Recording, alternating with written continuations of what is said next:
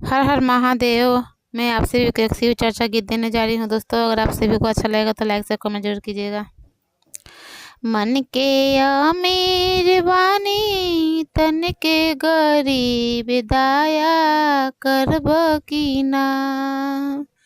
मन के अमीर बानी तन के गरीब दाया करब की ना। हम अइनी तो हरी सरनिया चरनिया छुवे देब की ना।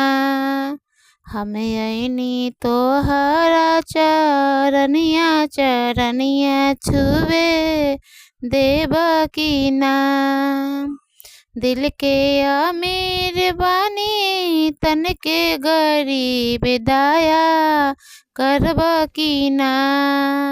हम अइनी तो हरा सरनिया चरनिया छुवे देब की ना।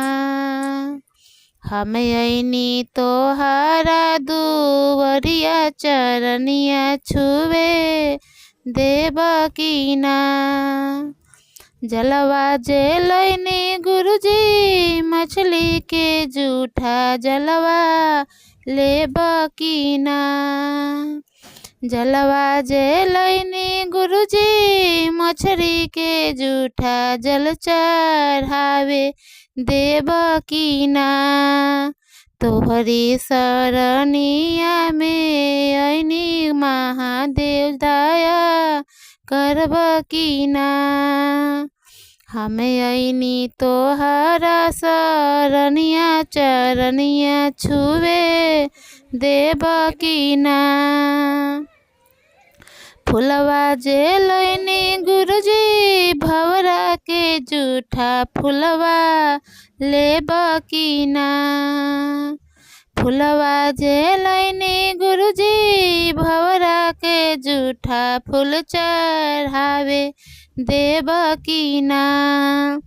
हम अइनी तो हरा सरनिया चरनिया छुवे देब की ना। हम अइनी तो हरा सरनिया चरनिया छुवे देब की ना। तन के गरीब बानी मन के अमीर दया करब की ना। तन के गरीब बानी मन के अमीर दया करब की ना। हम अइनी तो हरा दुवरिया की दा करब की ना। हम अइनी तो हरा सरनिया चरनिया छुवे देब की ना। आशा लगा के अइनी तोहरी दुवरिया दया देब की ना।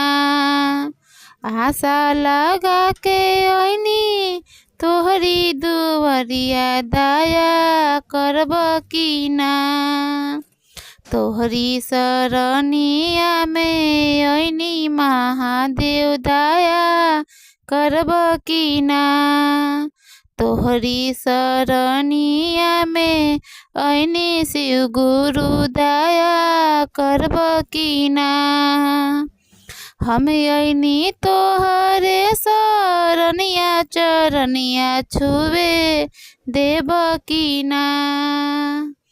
पहिला में दया मंगनी दूसरा में चर्चा दया करब की ना। पहिला में दया मंगनी दूसरा में चर्चा दया करब की ना। तीसरा में नमः शिवाय कोइनी परिणामवा दर्शन देब की ना। तीसरा में नमः शिवाय से कोइनी परिणामवा चरण छुवे देब की ना। पहिला में दया मंगनी दूसरा में चर्चा दया करब की ना।